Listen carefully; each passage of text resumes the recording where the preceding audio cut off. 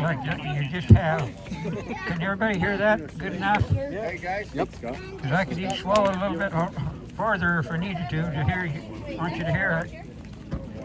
There was two dead policemen standing on the corner. And I'll start over again.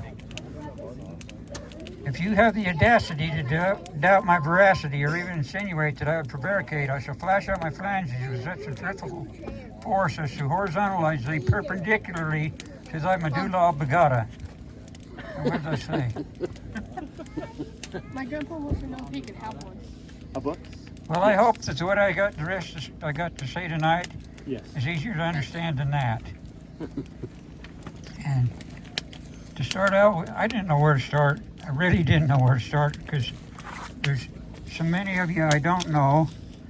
Some of them I've known for a lot of years. I'm not trying to eat the mic, but maybe I'm going to start off with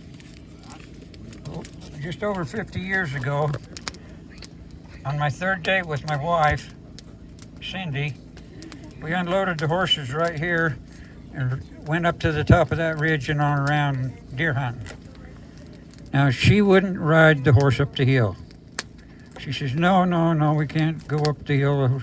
I says, well, you're going to walk then. She says, okay, but I'm not riding. Well, we got to the top of the hill, and by then she was ready to ride. We rode around a little bit, and as we was coming back, there was a doe come up over the hill. Back then you could shoot does because there was more than one around.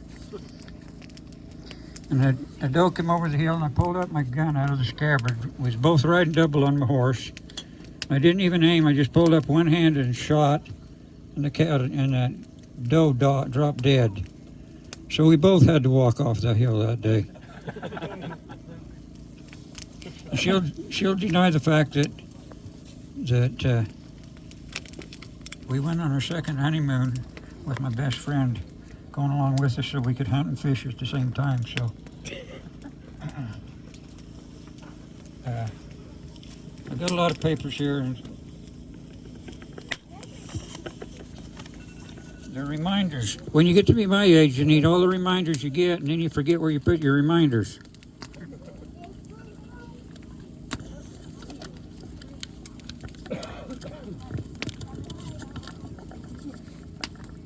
One bright morning, two men got up to fight. They back to back. They shot each other. Back to back. They faced each other back to back. They faced each other back to back, and with their guns, they forget that one. Let's go to something else.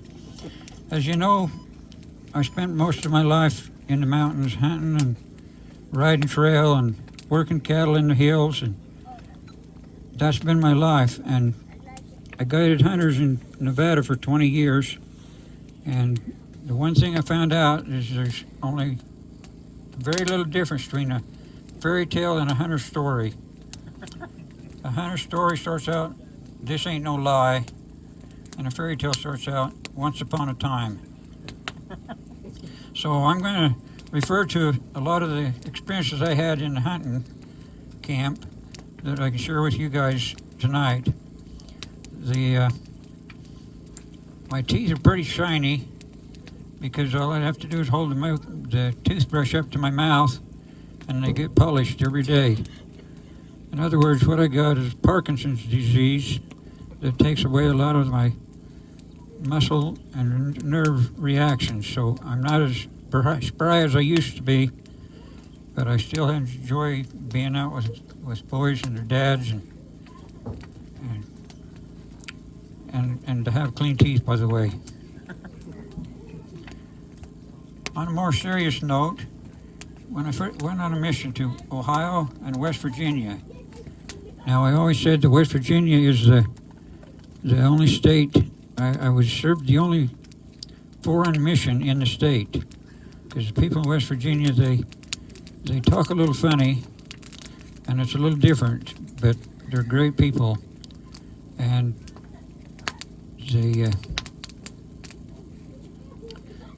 have to bear with me, I lose my train of thought once in a while.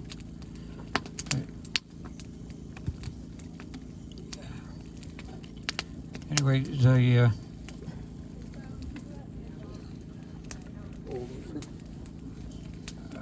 I've got a story about old Ephraim, the bear, and I'll repeat that when we're done, if we still got some air left in us. And then a story about a guy that was cremated, named Sam McGee. Those are two of the stories that I remember that I was told when I was in young men like you are, scouts. Now,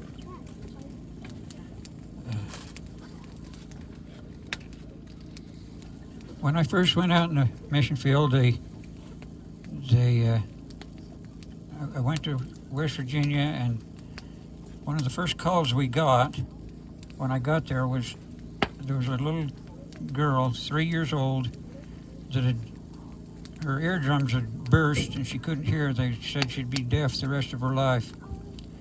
She was crying in a crib that had a mesh over the top so she couldn't climb out. She's in the hospital. And we had ministered to her, and right in the middle of the ministration, she quit crying, started smiling, tried to get up and do something. And to me, that was a testimony right then that just kept building and building on the power of the priesthood.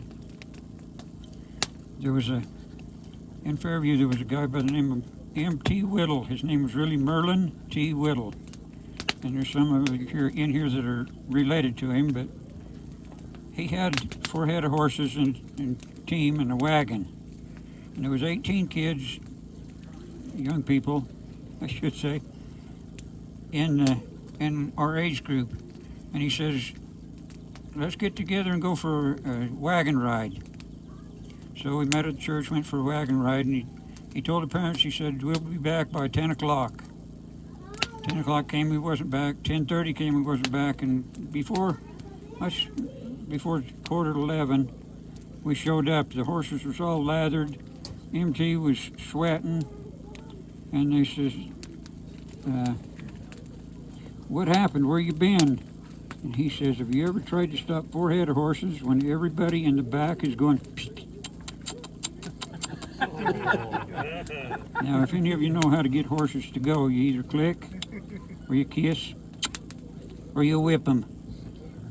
But the one I like the most is the clicking, because you can smile and still make noise. But you can't smile and kiss at the same time. Well, you've tried that. Depends on who you're kissing. If you haven't tried it, you might want to try that on your mother.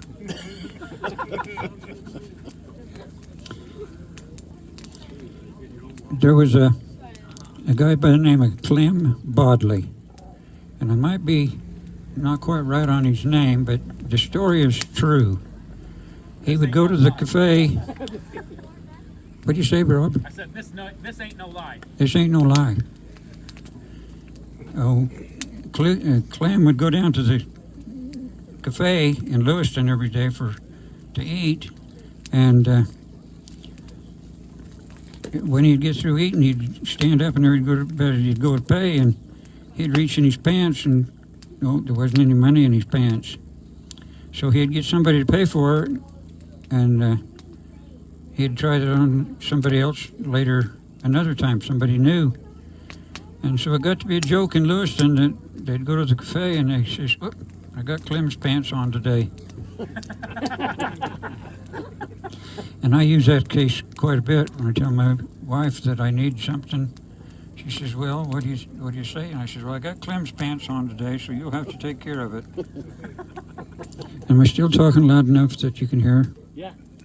Because my wife wants to hear everything I got to say, so we got to make sure that it all gets recorded correctly.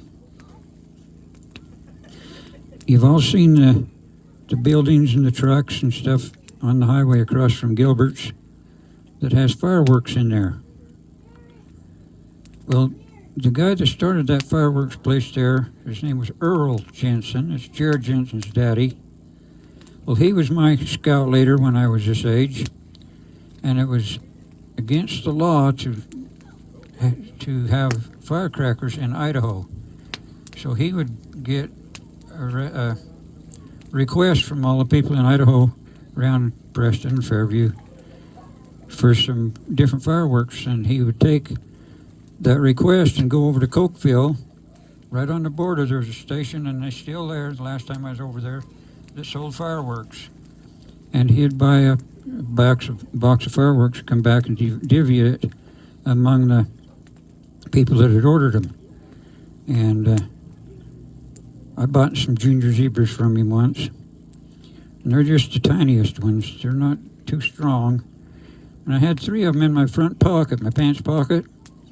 And my sister was giving me a little bad time, and I was roughing with her a little, and all of a sudden I heard a bang, bang, bang. Smoke started coming out of my pants. Right in the groin, I had 3 red spots. This lasted for a long time. Long enough I didn't want to try it again. But before we thought, well, we got to get rid of these fireworks that we got, so we thought, well, we'll just boom around town a little. And I was driving my old 57 Chev car, automatic transmission. We was driving around on some of the side streets, throwing out M80s. Now, M80s put forth a big bang, don't they? Yeah. They blow up toilets. Yes, they unplug a lot of toilets, you bet. Anyway, there was, I think, 4 or 5 of us in the car. We was driving along, and I was driving, and one of the girls lit the M80 and went to throw it out the window of the car. Her arm hit the armrest that's made out of hard plastic, and it blew up. We was all trying to get out, and we all got out except the one that was closest to the fireworks. And for days, maybe weeks afterwards, she was still digging hard plastic out of her back. Don't mess with fireworks, boys. They'll get you. They make your pants smoke, and they make unhappy people. But that's why we need to support Earl Jensen and his dream come true. His original job was to fix TVs and radios, and he gave that up. Oh, and another thing about that M80 going off in the car, the radio never worked after that. It was a big bang, let me tell you.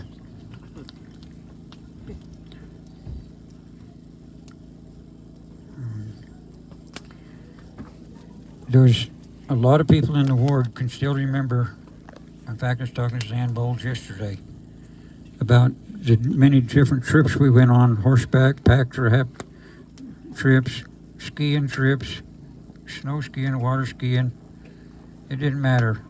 But I remember there was a young man named Sean Stanton. He lived on the highway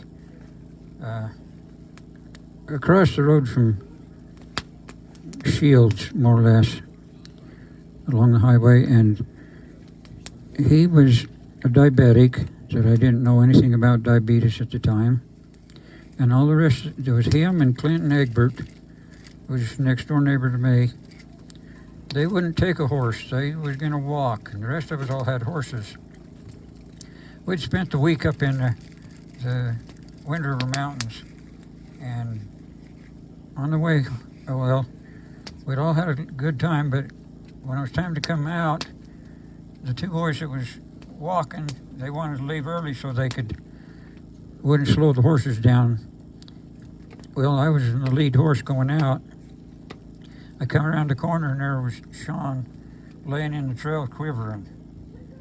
I was scared to death. I didn't know what to do. I knew that he had diabetes, but there's something of diabetes you can take, and it's supposed to give you immediate change of whatever you have, glucose or insulin. Well, he was so far out, he couldn't tell us. So I looked through that stuff, and there was something that sounded familiar, so we gave it to him. I did. It was the wrong stuff. It was just to do just opposite of what I was supposed to do. And he went into a coma, and we was clear back in from any road by quite a ways. And I remember we put him on a horse. He was a pretty big fella too. He's about like Justin Allen there. And it was all we could do is to lift him up on that horse. And I put a boy on each side of the horse to hold him in the from tipping off the saddle. And I said, Sean, hold on to that saddle for all you're worth. And he did. And when we got down to the truck, we had to take the saddle and Sean together to the instant care service in Pinedale. But he would not let go of that horn. I just remember that. It was probably his determination and my prayers that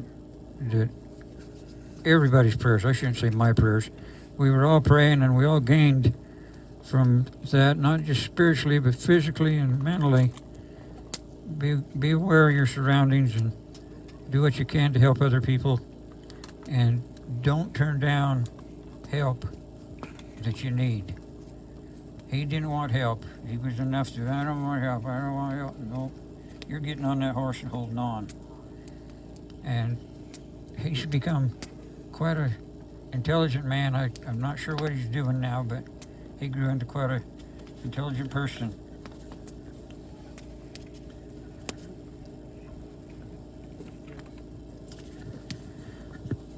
In Nevada, there was wilderness country, and in wilderness you can't have even a pedal bike. It can't be wheeled, can't have a motor, you can't use a chainsaw. But now they have battery operated chainsaws, and so they cheat a little bit out there now, but we had to saw all our wood and everything. It's the way life used to be, and I wish it could still be in a lot of ways. But we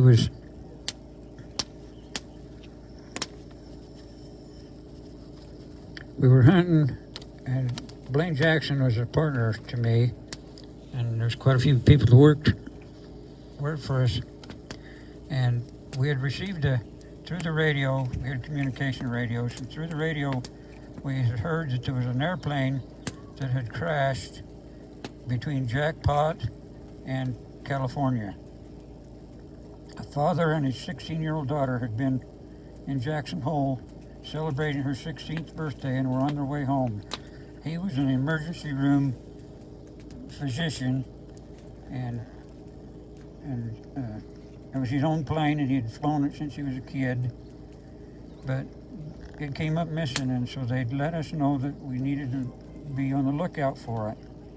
Well, after 3 weeks or so of looking for it, this was on Halloween that happened, and the 25th of October, which is about a year, or about a month, we'd been along the trail. Me and the hunters and the guides had been along this trail a lot of times in that period of time, never seen anything.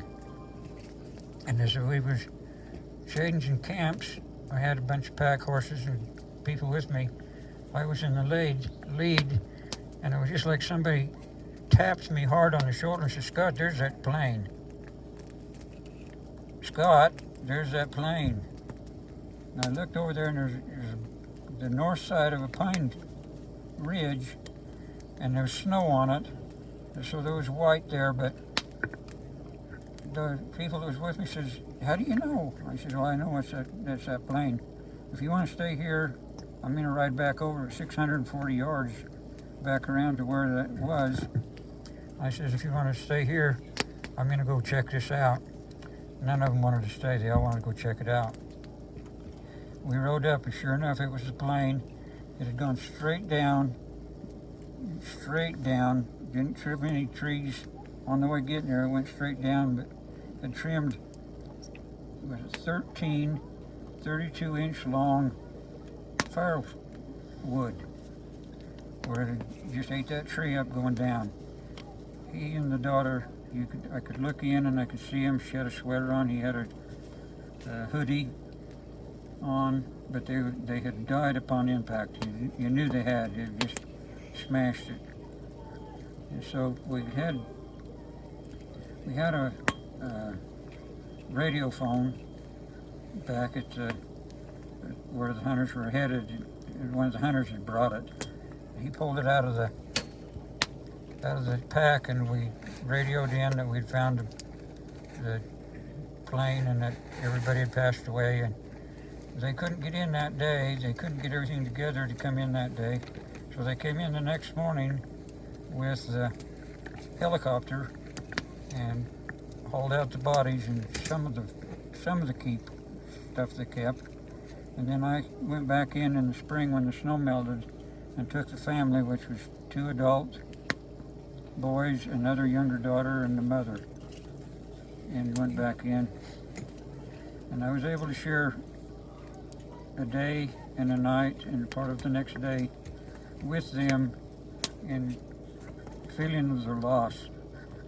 And there again, I never prayed that I'd ever be able to save somebody. I just wanted to be of service to anybody that needed my help.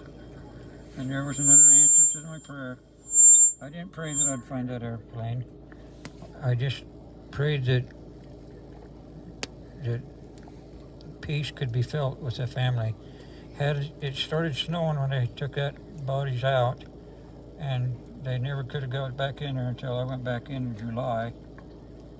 So it gave the family a peace of mind that their loved ones wasn't up there injured somehow and not being able to get some help. That was a humbling experience for me. And another week after that, Blaine had taken a hunter one way and I went another way, knowing we was going to meet up and come back together. Well, he got tracing an elk one way and I went the other way, and we never did get back together. But we started home not knowing that which way we was going to actually get there. But Blaine saw up on the hill, we were still quite a ways from each other, but he saw a light up on the hill and he could hear somebody holler on it. So he rode up to see who it was. There was a man there in his early 30s probably, dressed in Levi's, which is cotton, which is colder than if they had had any other, wool or some of the other newer. Anyway, other than cotton, he had a shirt, not even a sweatshirt, and he had seen an elk from above, clear up on the ridge, a couple miles away, and he thought, well, I'll just go down there and shoot it, and then I can come back up the trail. And that he did. But when Blaine found him, he was headed straight south, about 5 miles from his camp, and going south, and he's supposed to be going north. Blaine brought him back into camp. We tried to warm him up. We finally ended up putting him in a sleeping bag, and he, by 4:30 in the morning, I slept right by him. By 4:30 in the morning, he'd finally quit shaking, and he walked back out of his truck the next day. But had we have not been at the wrong place at the right time, that guy had never lived. He never would have. I know that for a fact. I've never seen anybody shake so bad as he was shaking that night.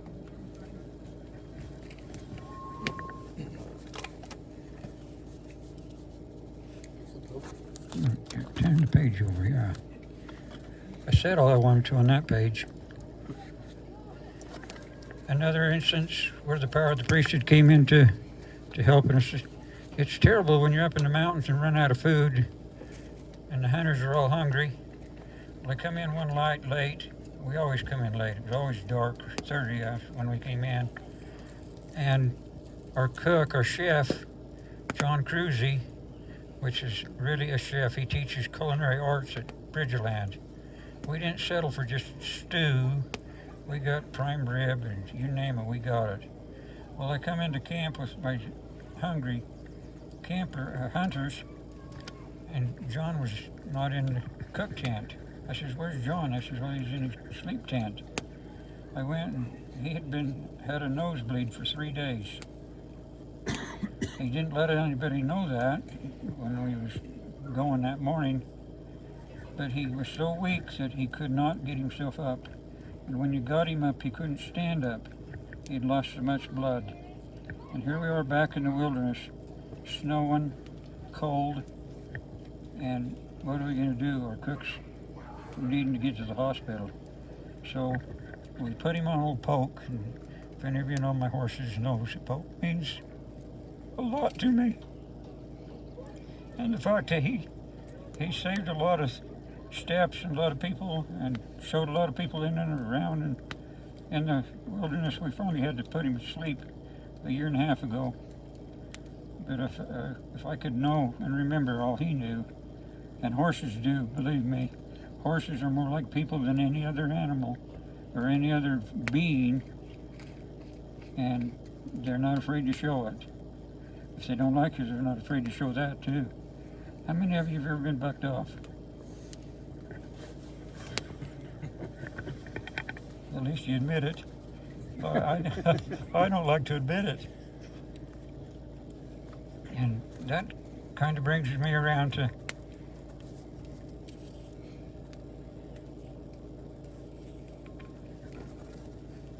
I gotta go back to John. Anyway, Bracken was with me, my son, when the cook was the way he was. And so Bracken says, well, let's administer to him, Dad. So we did. And then we loaded him on Poke and sent him out. And he was back in 2 days later cooking for us again.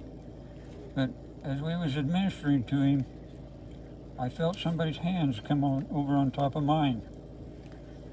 And I didn't open my eyes, and I was trying to talk at the same time, but it stunned me. It took my breath away.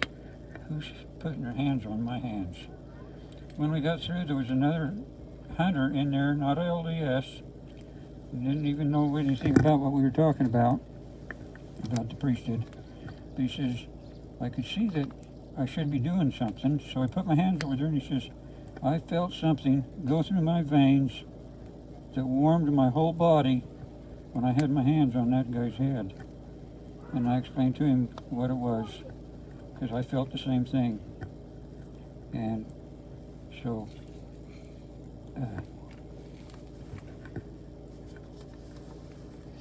this John, he was a character along with Randy Munns. How many of you know Randy Munns? Yeah, the rodeo clown. Yeah, and he's a clown.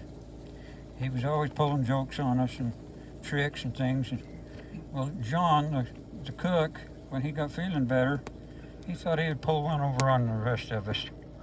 So back in the woods, you don't have a chance to go to the shower or to the tub and clean yourself up a little. And believe me, when you get the chance, do it. Don't wait. Or you'll be feeling it for a long time afterwards. Anyway, I'd come back from the Audi. We call them Audis. Some are innies if they're inside, but there's innies and Audis. And I come back from the Audi every day with my butt just steaming, screaming, sore. I thought, how on earth can I be this saddle sore when I ride all the time? That went on for about 3 days, and finally one of the hunters said, have you noticed that the wet wipes are just stinging your butt? And we all said, yeah. And John's over in the corner just laughing. And I said, John, what's going on here? He says, well, when the weather turned off cold, I didn't want those wet wipes to freeze solid so you couldn't use them. So he says, I poured some rubbing alcohol in there to keep them from freezing.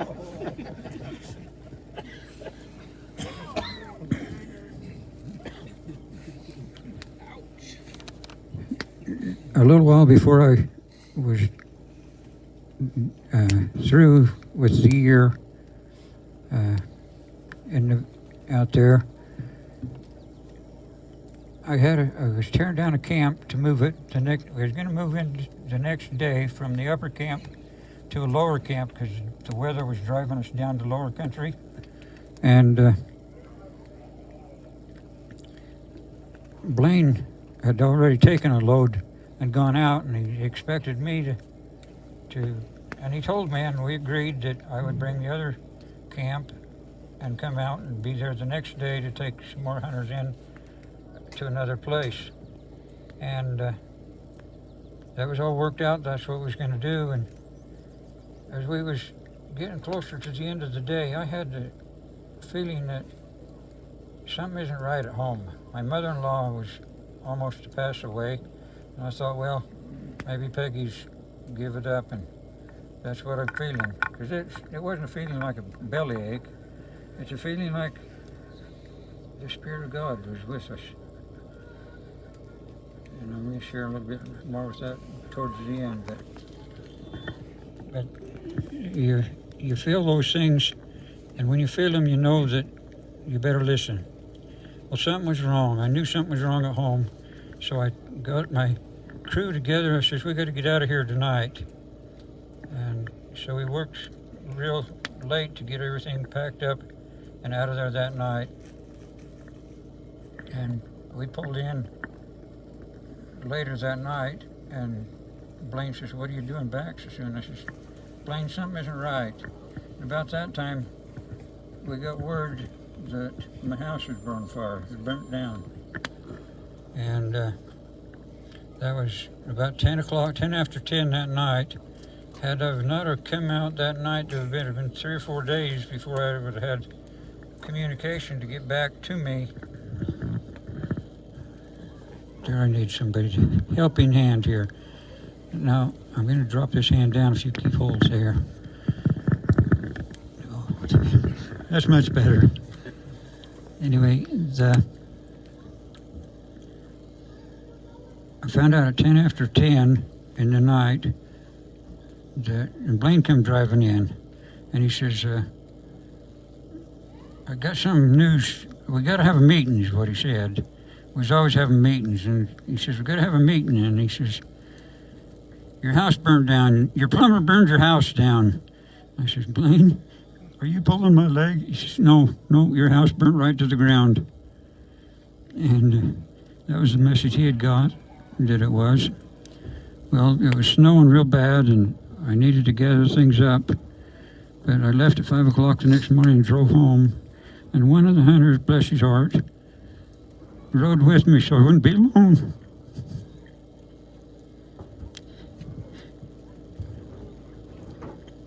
And when I got home, come around the corner,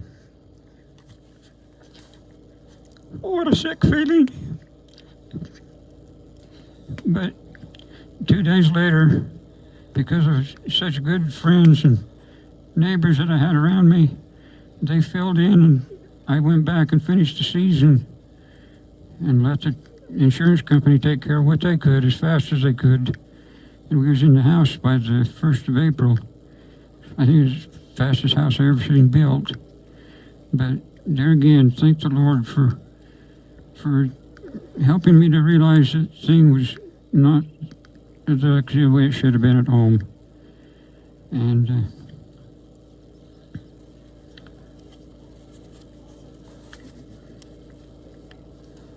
I can't get by without telling about what's the matter with my neck.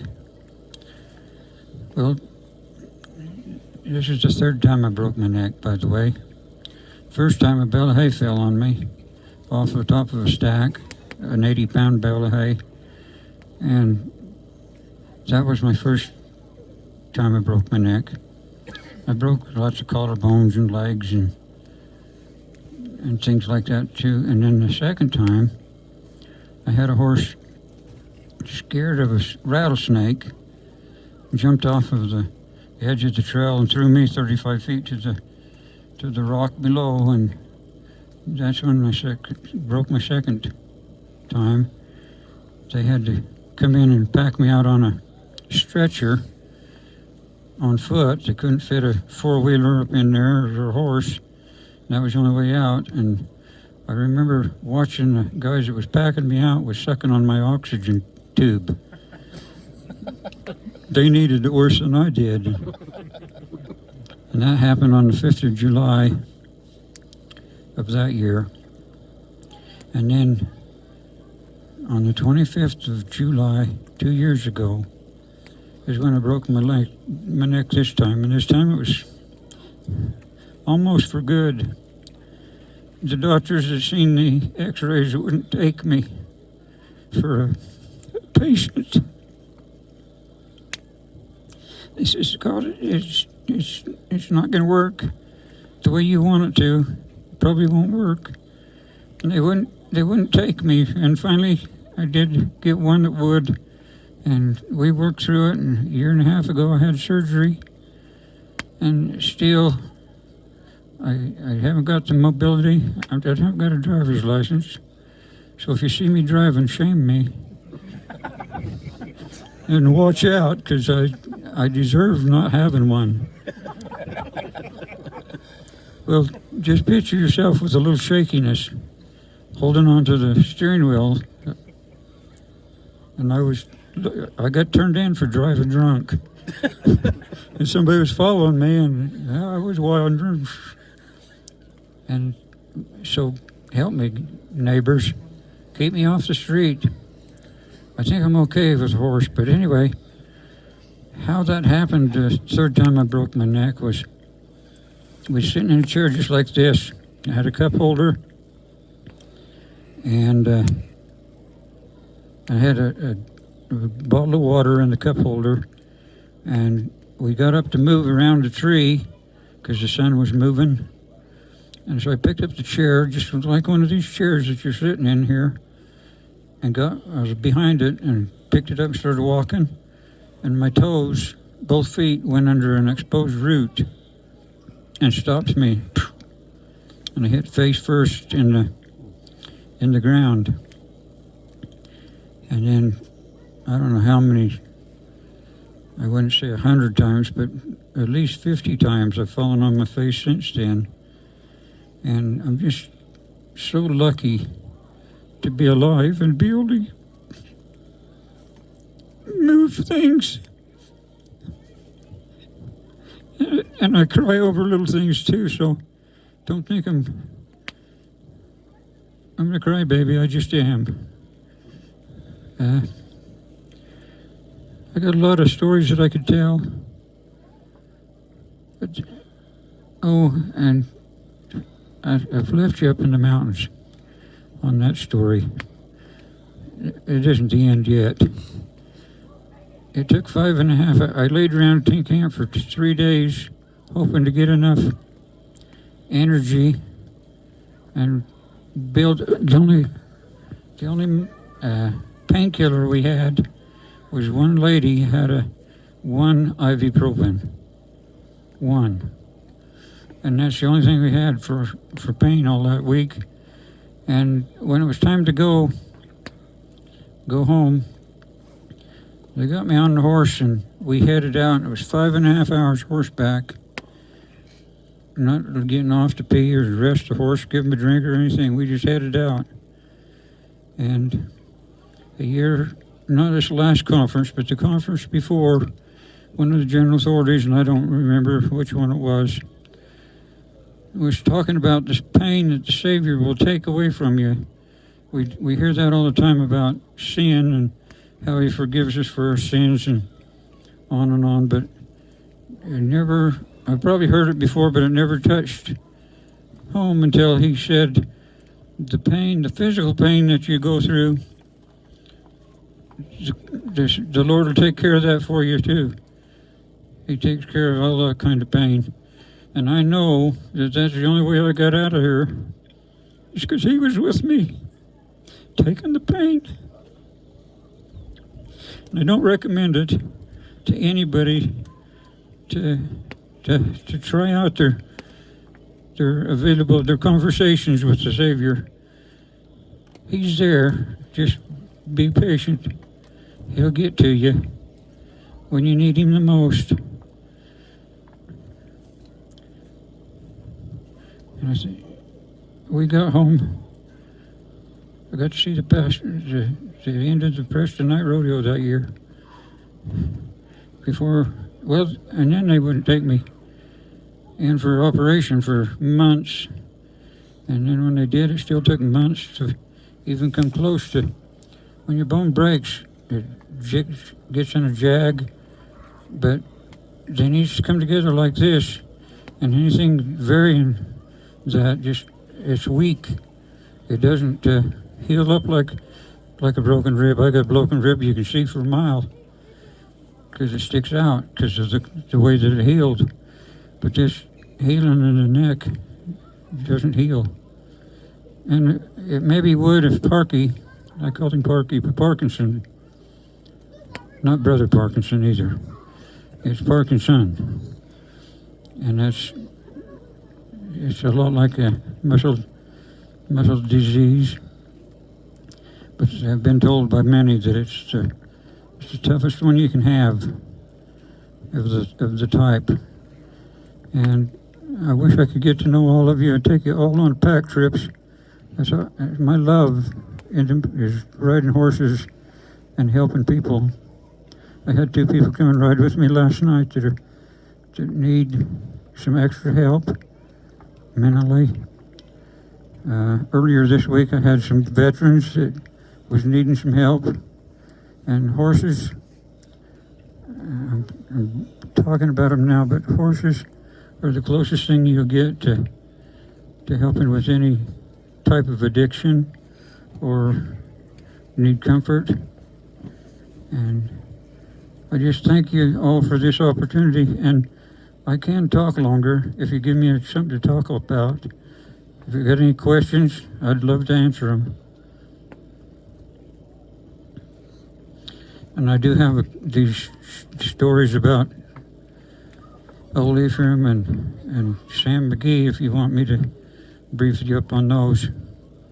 Would you like that? How many of you have heard the story of Ephraim? Who has? Always good to hear it again. Okay, getting that paper right underneath there. Oh, here we go.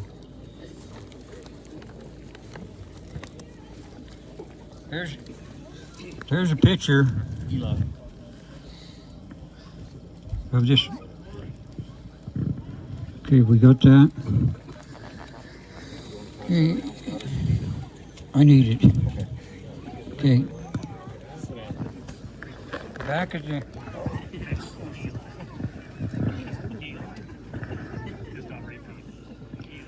Back in 1911 to 1923, there was a grizzly bear that roamed the country from Sawyer Springs on the north to Ogden, Weaver Canyon on the south. And in one year, they accredited him for 150 killings of sheep. The sheep herders hated him. He just kept getting into them, and they couldn't ever catch him. He was the slyest animal. They'd try to trap him. He would take the trap and throw it away. He was only 9 foot 11 inches tall, 45 inches of wingspan when he stuck his arms out. And the guy that got to know him the best was a sheep herder named Frank Clark, a guy from Malad. They said he was a sheep herder. He was surrounded with sheep and a dog named Jenny and his horses. And he lived in the mountains all summer long. And he finally got so determined that he was going to take care of this bear that nobody had really got to see very good or record much about him. He said, on August 21st, I witnessed I didn't even bring my glasses. Anyway, he was dragging a 14-foot chain, log chain. He only had 3 toes on 1 foot. And this Frank heard him one night as he was getting ready to go to bed. He heard a noise and he thought it was just his horses squealing out back. So he just slipped on his boots, not his trousers, just his boots, and off he went. Oh, but he did take his rifle. He had 7 shells left in his rifle when he headed out there. And when he got out there past the noise, he realized that he was between, that the grizzly was between he and camp. He had to get back to camp, he had to go past that grizz. And he came around the corner and there was that grizz standing on his hind legs. And he says, I shot and it hit him. And he wheeled around and went off into the brush. But he's still between the house and the tent and the grizz. He waited till daylight and he says, I guess I better get something done. And he'd shot one of his 6 shells. And then as he could hear the grizz all night just moaning and groaning. And he says, I rounded the corner and there he was coming at me. He says he was within 4 feet of me. And I let him have all 4 of the remaining 6 shells that he had. And he said he went down finally, and he couldn't believe it. He was so shocked. There's only a sheep herder another 3 miles away that he was able to go tell the story to. But reminded me when I was about 4 years old. I was up in Yellowstone, and I ran between our cabin and my cousin's cabin. When I got halfway through there was a bear running right by the side of me. And I've been scared of bears ever since. Cougars don't bother me. Other things don't bother me, but bears scare me to death.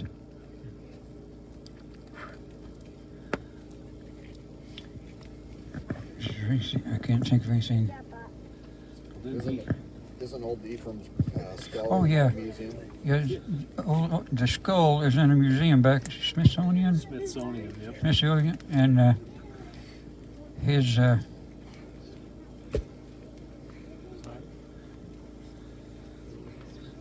He was shot by a small caliber rifle, too. yeah, just a small caliber rifle, but he had a whole bunch of holes in him. But he says, I felt bad afterwards. He says that bear had more intelligence than any living creature ever had. So he felt bad, but he says I needed to do it to save a lot of problems that the bear had caused. He taken that chain from that trap and Oh, wrapped yeah. it around his arm, Yes. had it bundled up so he could move. It's pretty amazing. Mm-hmm.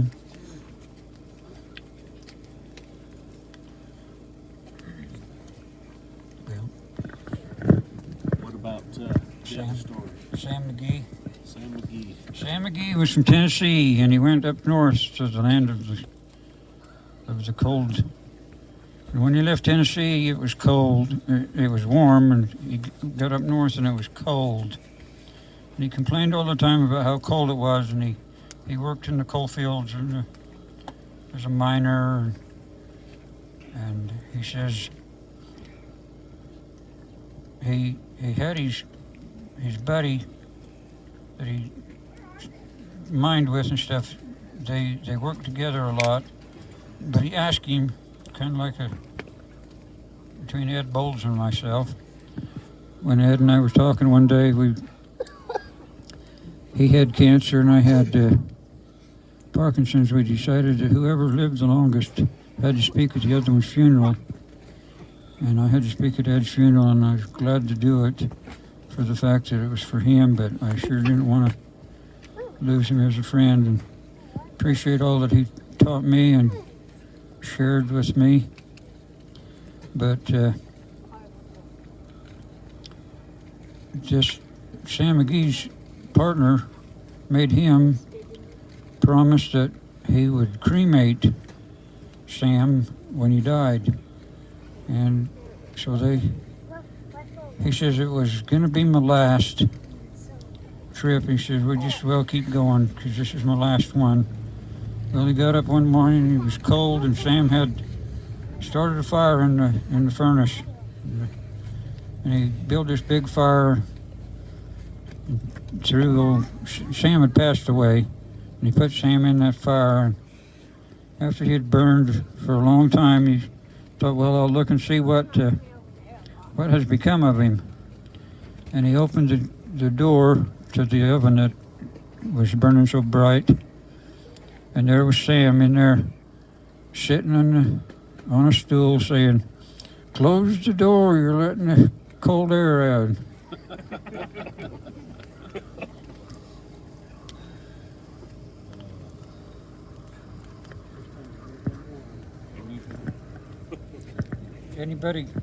Anybody got any stories that they've heard that they'd like to share or have me share? Tell us your favorite pack trip that you took the young men on. The favorite pack trip I took young men? I don't think there can be a favorite because we had so many times, so much fun. And it's not just the boys. I've taken girls and adults and families. There was 26, when I broke my neck, there was 26 of us in the group that time. That was a lot of people. You get that many people and you don't get a chance to eat much. So I recommend it. This is the largest group that I'd ever like to be with in this kind of a situation. You don't have to wait at the outhouse around here. But if you ever go hunting with me, check the wet wipes before you go. I'd like to get even with John, but I don't think I ever will.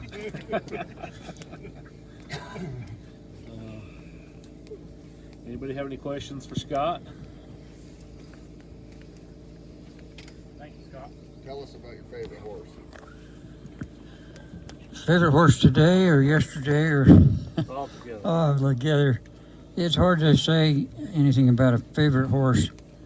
I didn't say anything tonight about all of the rodeo queens that I've coached over the years.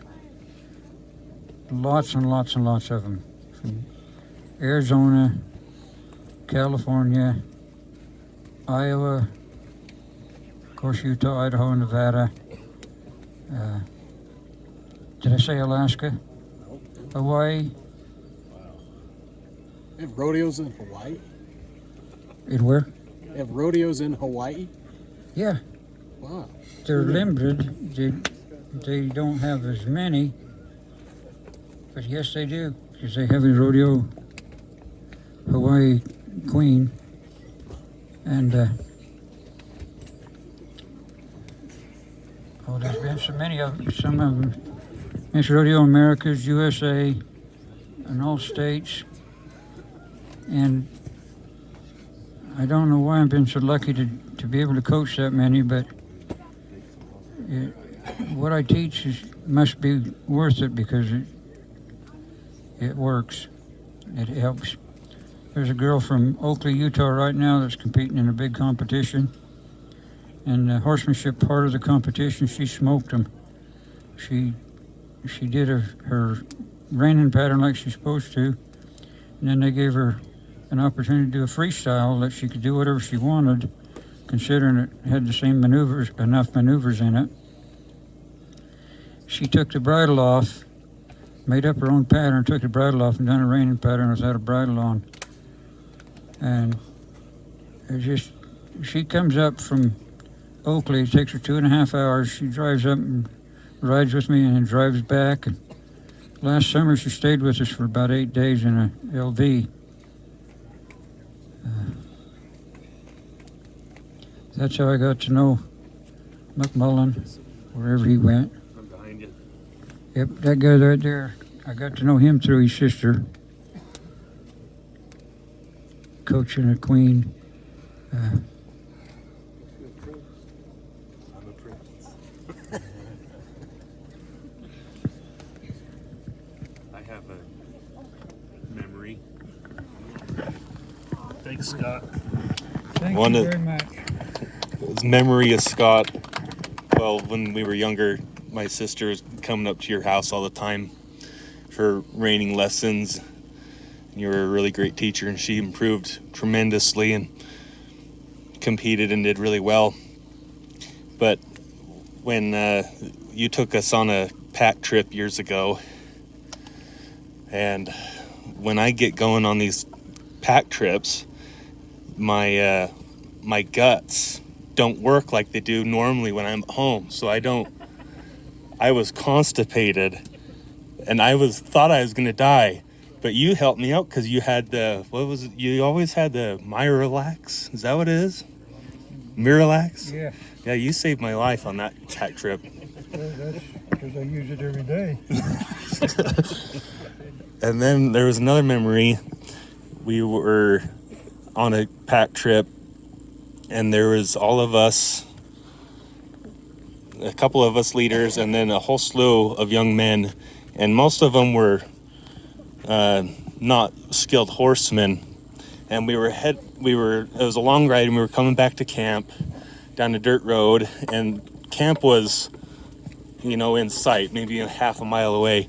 And so the horses were starting to get pretty excited to be back and know that they're going to get tied up and be rested. And I kicked my horse up to go to a gallop, and before I even made about 2 strides, you hollered at me and told me to stop. And later you told me why, because it would have been a stampede of young men, and probably somebody would have been injured. So you stopped faster than I could even understand. I remember that. You're wise.